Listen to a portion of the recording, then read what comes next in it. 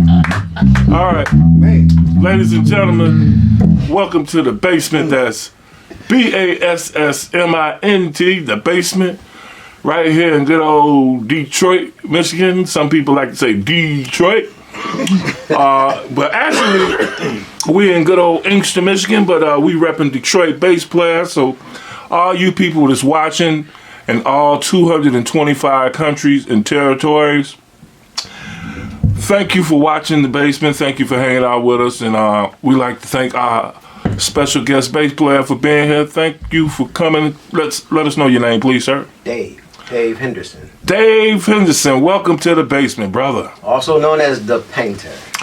Dave the Painter Henderson, welcome to the basement, man. What's up, everybody? Thank you for finally having the time.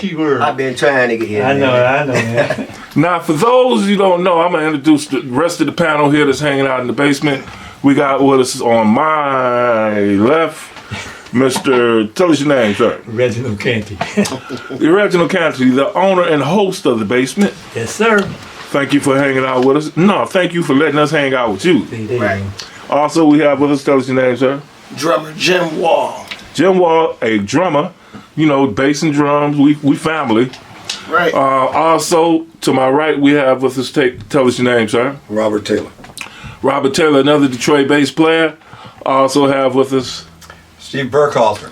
Steve Burkhalter, another Detroit bass player, and also a writer with Bass Gear magazine. More photographer, by the way. He's also a professional photographer. Go check it out. He just showed us the magazine. Got an awesome piece on Detroit Bass Day, which features some of Detroit's finest bass players. 2016. Yeah. Oh, wow. Yeah, look at that. Look at that. Look at that. That's a couple of more. Look at these. Look at all of these wonderful pictures and the articles and stuff. You can take a look at that. And you can purchase this. You can purchase it. Where can you purchase that magazine? Probably have to go online right now. Books of Mean used to carry them. I don't know if they still are. Hal Leonard's supposed to distribute them, and I used to see them in Guitar Centers, but I haven't seen them there recently. Okay, so, well, check out the online version. Read the article about Detroit Bass Day 2016. Also, with us another bass player. Tell us your name. Bill Bauer. Bill Bauer, I have to say, he's a student of mine, and he's also an awesome bass player. Everybody down here is an awesome bass player. But you just killed that thing right there, man. This still my kick around bass, man. I always keep a 4-string. Nah. I bought this bass when I bought a Ken Smith, but it took me like 4 years to buy a bass. But when I bought a bass, I bought my man's like, dude, you got to go to Hubert Breeze. They got them Ken Smiths out there. They got a bunch of stuff. So I went out there. When I went out there, the person I ran into first, Snoop. Alan. Snoop. I think it was like 18 or 19. And he's playing all this Victor Wooten stuff. And he was playing the Ken Smith. So when I played the Ken Smith, that's when I met me and Snoop. I got to really know him. This dude's cool. He's real mild-mannered, down to earth. But bass-wise, dude was ridiculous. Awesome. Yeah. Hear him now, he's like 1,000 times further than he was. Mm-hmm. Yeah. So I played the Ken Smith, so when I put that deposit down on that Ken Smith, it was like passing a gallstone. All right. Like here. So let's my first question I always like to ask is, when did you start playing the bass and why? My brother was a guitar player, and he left his guitar in the corner, and I started playing the guitar. That's why when I play a lot of chords and stuff. Like,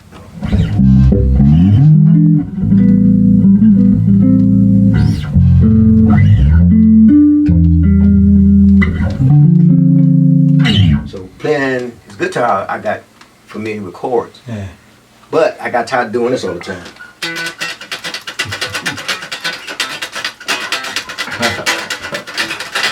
all I used to do was like, this is boring. Yeah. I wanted to move my fingers. So my Create shapes and stuff. father-in-law had a Kingston string this far from the neck. Yeah, I had to grab strings and pull them to the neck and then play. But I couldn't use these two fingers. I was playing with my thumb. But now the guys are trying to learn how to play with their thumbs now because of that muting. So I play the Kingston. So eventually I'm playing this stuff and I'm making all these crazy, wasn't nothing making sense. But about 6 months, I started playing notes and things started to sound like.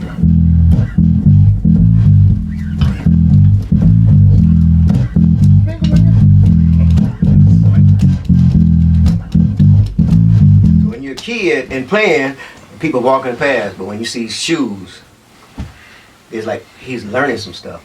And the more I learned songs, I spent more and more time. Because I know I've been there 6, 7 hours.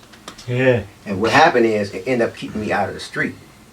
Kept me out of trouble and kept me away from girls. Because 16, 17, boys started like girls. But I got into the bass. Then one guy was like, dude, give me a C. I said, what is that? I said, give me a C. I said, what is that? He said, you don't know your notes. I said, I don't know any. What's a note? yeah. He said, the first note you just played in, that's an E. The top of the neck, that's an F. So learn all your notes. So next thing you know, I'm so in tune to playing this bass. But it was having my forearm so big, swollen.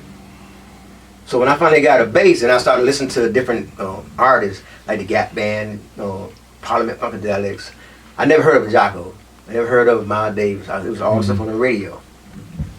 There's one group, man, I saw, Chic. This guy was sharp, man. He was sharp, and he's playing bass, and he was grooving. Yes. I'm like, that's right there. Yes, He taught me how to groove. And I started listening and learning all their albums. Because we had albums then. We had the Bernard Edwards. I followed him. Didn't know that the guy across the street was the uncle to the bass player of the Commodores. So he would come, and we called him Mr. Johnny Bell. He heard me playing one day, and that guy came over and it's like a coach. Push yourself, push yourself, push yourself. And he had me playing real aggressive. And that what made me start getting aggressive. I'm like, he got me going. So I'm like,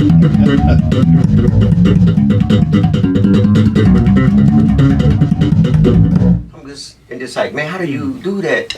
And where's the other pop coming from? And it's just the index. So I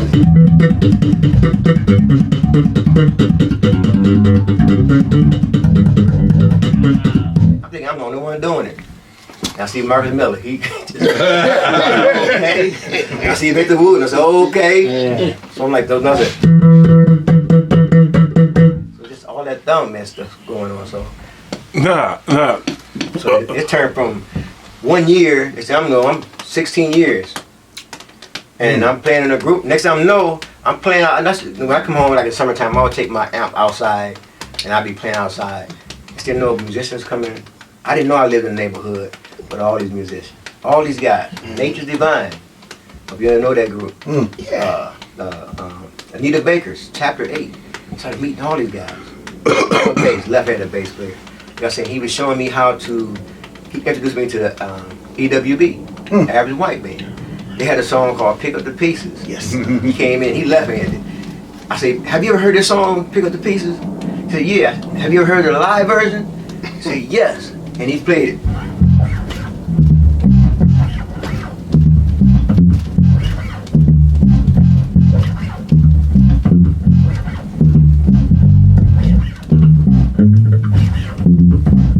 He played the live version.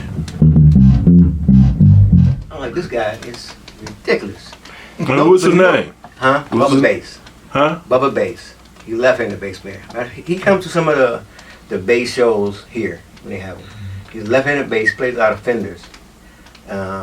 He plays with like most acts that come through here. But I think I got his number. If I find him, I'll tell them to contact. Yeah, you gotta tell all of them to come here, man. But let me ask you some questions, okay? Okay. I see you want to tell your whole life story. I want to ask you a series of questions, and you probably still get to get those answers out. But check this out. For those who don't know, folks, and for those who watch this show often and have seen all the 200 interviews, and the show I'm talking about is Detroit Bass Players in the Basement, this show that we have on YouTube. Right. There's an intro song on most of the episodes. 90% of them, there's an intro song with a bass line, and everybody used to ask me, and they used to leave in the comments. Hold up. Everybody used to leave in the comments. It was like, who is that playing the bass? Who is that playing the bass? Ola kala bala la, translated. Who is that playing the bass? Hang tring ting chang chow, translated. Who is that playing the bass on that intro song? They asked me that over 1,000 times, man. So I'm just gonna ask you, who is that playing the bass on the Detroit Bass Players in the Basement intro song? That's me playing that bass, and I use this particular bass. Here's the guy, folks. Dave the Painter Henderson. This is the guy that actually plays the intro song on Detroit Bass Players in the Basement.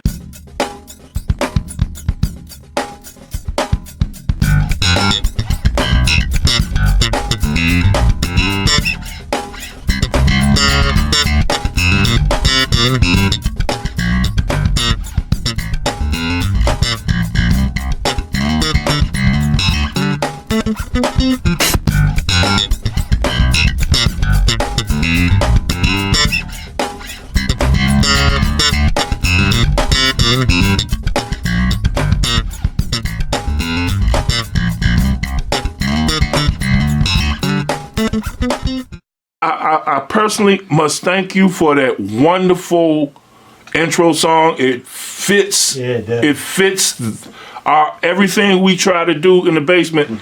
That intro fits and it gets them ready for the episode and all of that kind of good stuff. And the way his song got selected, the way I selected his song, is I put on a Facebook page called Detroit Bass Players. I said, anybody got like a 10-minute? Because if you remember the first one, we used to use Craig Stoney's dunk dunk dunk dunk dunk dunk dunk dunk. You know, why Leave Us Alone version. And then I say, anybody, I just need 10 seconds. He was like the only one to put something out, and then I listened to it. I think you gave me two. I gave you like two pilots. Yeah. One is called Play-Doh. And then so I listened to those, and then after I had already listened to it, then somebody else submitted something, but it was too late. They should have been submitted, because once I heard that, I'm like, this is it right here. And so I really want to thank you. That for me, is there a name for it? What's the name of it? It's called Bass Tricks. So I just now learning the name of our intro song. It's called Bass Tricks, folks. The other thing is, I have toyed with changing it, upgrading and stuff like that. But I'm like Cops. The TV show Cops. They done been out for 50 seasons now, and they've been using that same song all 50 seasons. I can't change it now, bro. I was honored, man. When I first heard it, I'm like, oh, and then you looped it. Oh. Yeah. So thank you very much. Oh yeah. Yeah, I had to loop it because it wasn't long enough. I like that. So thank you very much for that. But that was. I still don't believe that's you. You could be just telling me that. I ain't played them so long. I got it. I gotta go and learn it myself. Wait. I haven't. Turn it up. Played it in. I know it's in G. I gotta play it myself. Man. Okay, April Fools. He April Fooling us right now. But man, thank you very much for that. Now, I think when I played that part, I did a lot of soloing over it. yeah. Yeah, so- Well, thank you very much. So, folks, you can quit asking now. Watch this episode. This is the man. Okay, next time I come back, I'm gonna play it. Yeah, this is the man who did it. Now, Cause I got it in my system. Cause that's when I got these two particular basses. The guys like, dude, we've been doing this music forever. It's time for you to start producing music. I tell that to all the bass players I know. I say, man, you got 100 songs in you. You gotta start producing, making your own music. Dude, you gotta. I'm telling you the same thing that was told to me. Start making songs. I got one CD out now, 16 songs. It's called True Confirmation Rhythm and Jazz. and what's the name of the group? Painted Funk. Painted Funk. Okay, now let me ask you some questions. What was that? So growing up in the neighborhood, all of these people that come out of Detroit just did all of these big things. Who are some of your favorite bass players, whether they Detroiters or not? Who are some of your favorite bass players In the world? in the world? Yeah. Marcus Miller, Victor, Otel Burbage, Tel, Reg. what's her name? Esperanza Spalding, Yeah. Oh yeah. Nick West. She's tall, man. I met her several times. Who else? Adele. I mean, she was here from. She's from France. Oh, Lydia. Nadia. Yes. I like Rhonda. Rhonda's funky. Those are just overseas. I can't pronounce my man's name. He plays the Mayans basses. Federico. Federico. Oh, Federico Malaman. Yes. Yes. No, it's so many. Like Andre Gaucher, Mono Neon. He has this phenomenal cats. But my favorite bass players are here. Kurt Brentley, Mike Harrington, Pope. They keep me grounded. Them cats be homie, like Michael Marshall, Gino Leverett. Yeah. They the ones like I gotta get there. they do, like Pope. What are you doing? He keeps us grounded. If you notice, everybody around him, like Brandon, Brother Henry from church. Right. He's all. That's why we call him Big Brother Pope, cause he right there. Yeah, he's This the ain't man. you. This what you doing? He'll call and check on you. Yeah, he's the man, and he's always coming in the basement, hang out with us too. Cause I was supposed to come the last time he showed up, Yeah. but I was playing out near Carmichael, and the gig was supposed to have been Wednesday. That's why I told you I was gonna be here that Saturday. Mm-hmm. They moved the gig to Saturday. No. And folks like, man, I was looking for you, man. That's why I showed up, because you said you was coming. So they had moved the gig. I said, Pope, there's nothing I can do. They moved the gig up to Saturday. It's supposed to be Wednesday. Well, we'd rather have an empty basement because all of our bass players is out gigging. Right. Yes. Because me and Reggie, we just do something else that day. You know what I'm saying? We got some footage that we need to introduce anyway. Some blooper reels we could do. So we'd rather see y'all out there working, man. You know? I've been an honor, man, because I've been working, like I said, I did D Brown's. And D Brown like, dude, your bass heard all over the world. I like, what? I said, your bass is heard all over the world now. No Time, No Waste. I was supposed to play 2 songs. He was playing with a young bass player.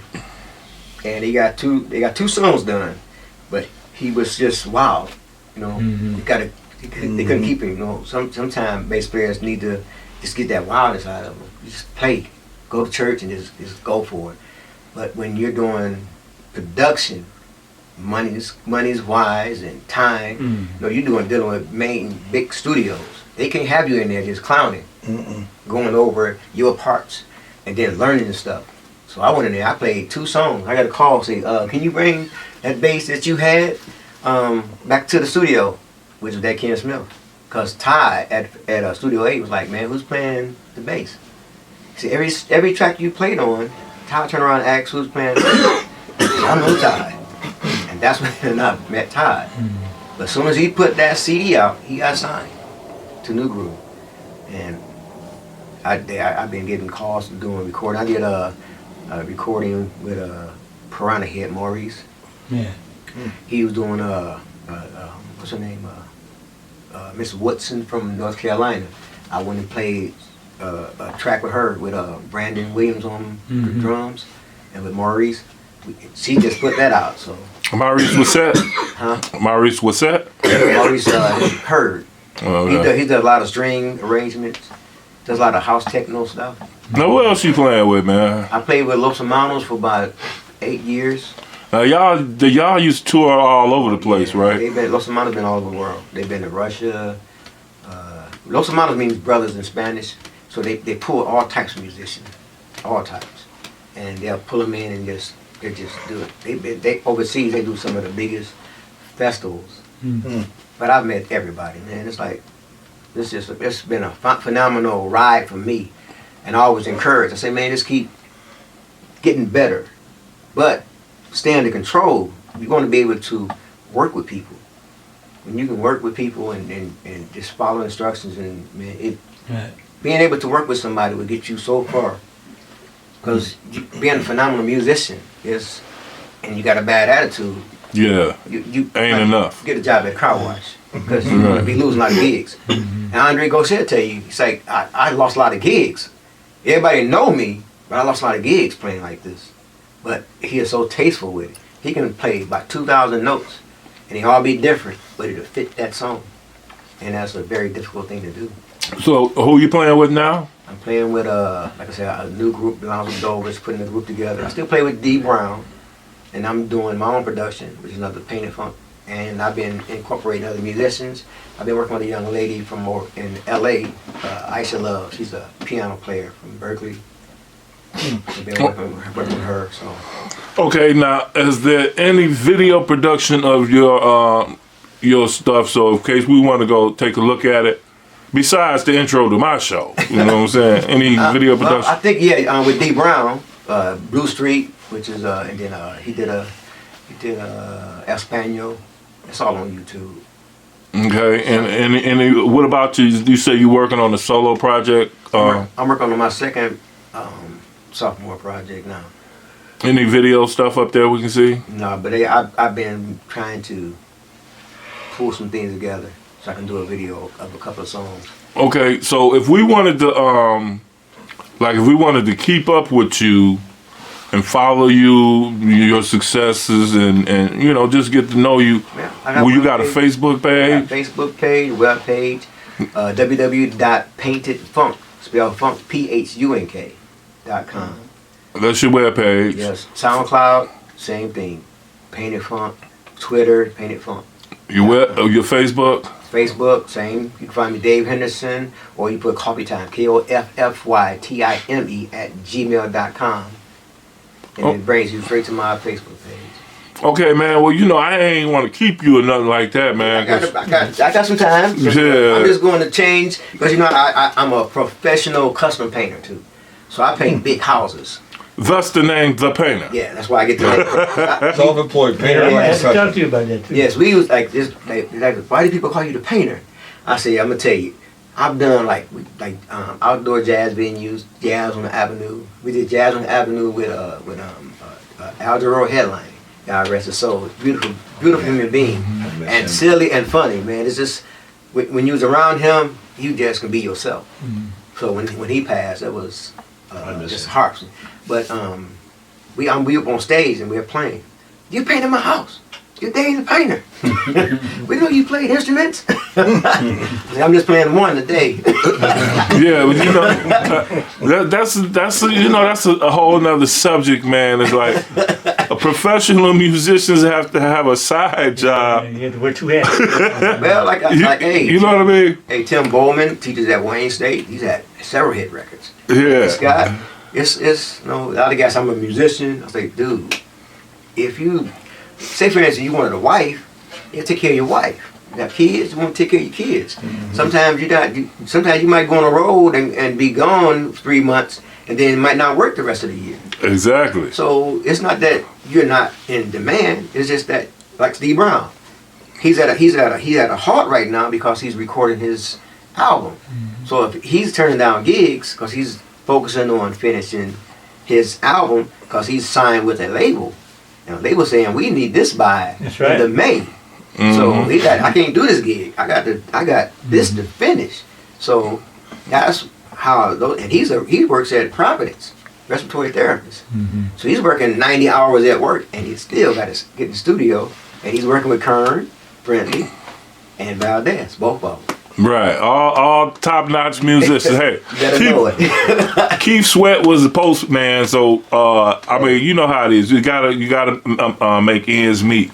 Right. But- Brandon, like you say, Brandon Ross is an excellent, outstanding musician, but he's in school and he's taking something else.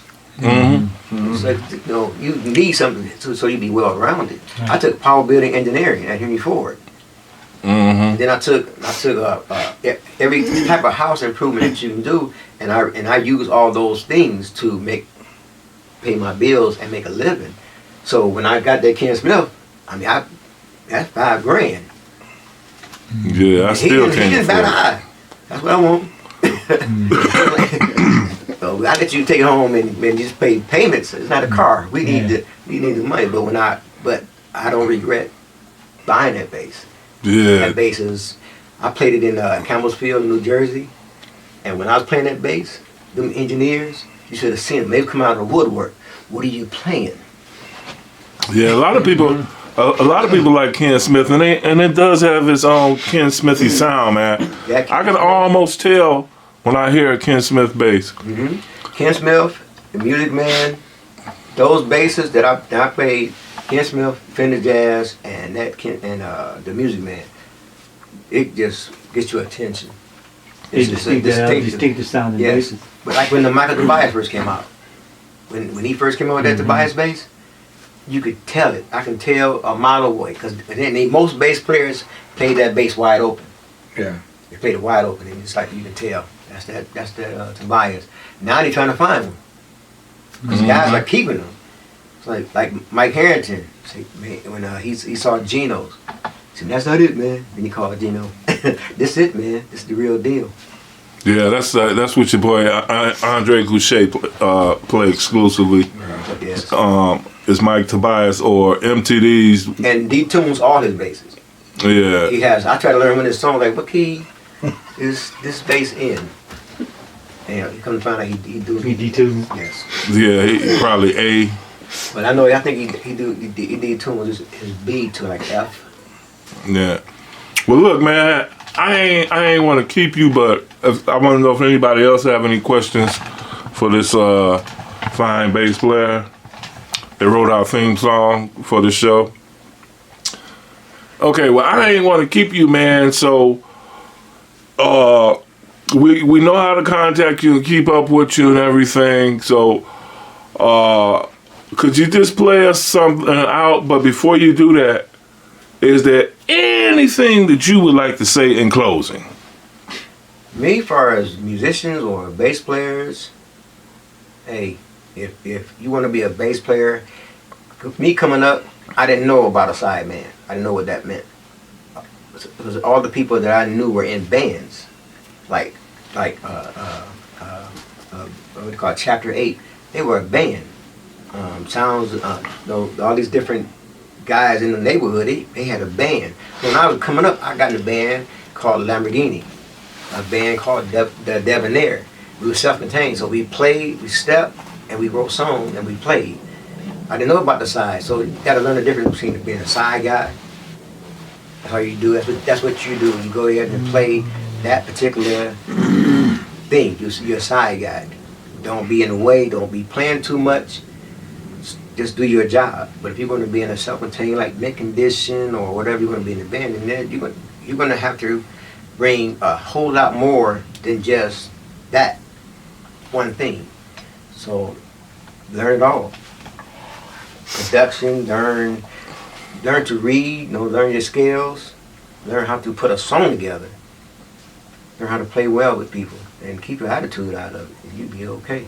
I appreciate what you just said, man. And before you play us out, one more question. What kind of strings do you use? These are, I had to stay with Marcus Miller, man. And these are DR. Marcus Miller, DR strings. Okay, and with that said, could you play us out?